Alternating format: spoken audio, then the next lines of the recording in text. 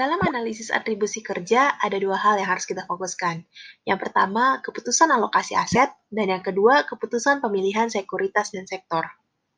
Jadi, keputusan alokasi aset itu apa ya? Kita cari tahu yuk. Definisi alokasi aset sendiri merupakan pembagian portofolio investasi ke beberapa kelas aset seperti saham, obligasi, dan aset berwujud seperti logam mulia. Tidak hanya memilih kelas aset, investor harus dapat menentukan analisis dari masing-masing kelas aset tersebut, apakah normal, over, atau underweight.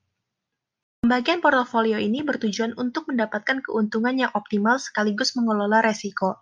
Performa yang unggul mendapatkan hasil analisa berupa overweight karena diprediksi kelas aset tersebut akan mengalami kenaikan, melebihi sekumpulan saham yang menjadi patokannya.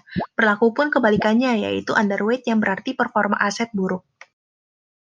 Kita juga dapat menghitung kontribusi alokasi aset dengan mengurangi porsi portofolio yang dipilih, lalu dikurangi dengan porsi portofolio acuan, setelah itu dikalikan dengan return dari portofolio acuan.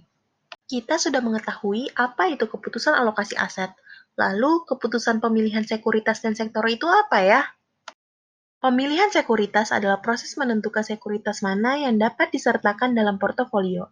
Proses pemilihan sekuritas dilakukan berdasarkan jadwal atau ketika kondisi pasar memerlukan perubahan.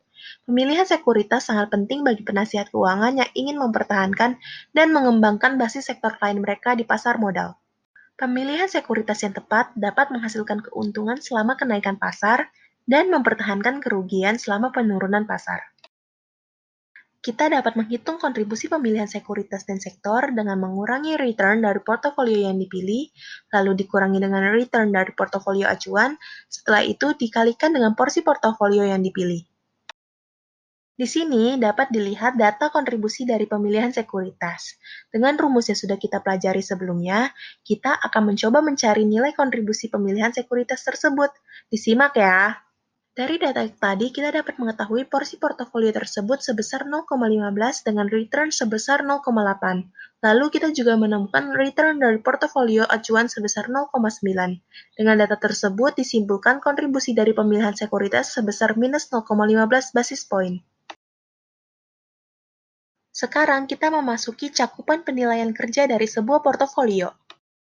Dari cycle penilaian kerja ini dapat dilihat kalau kita harus memperhatikan kegiatan investasi yang sudah dilakukan sebelumnya dari mengukur, menganalisis, dan menginterpretasikan agar investasi ke depannya dapat dibandingkan dan diambil kesimpulan sehingga terhindar dari kesalahan yang lampau.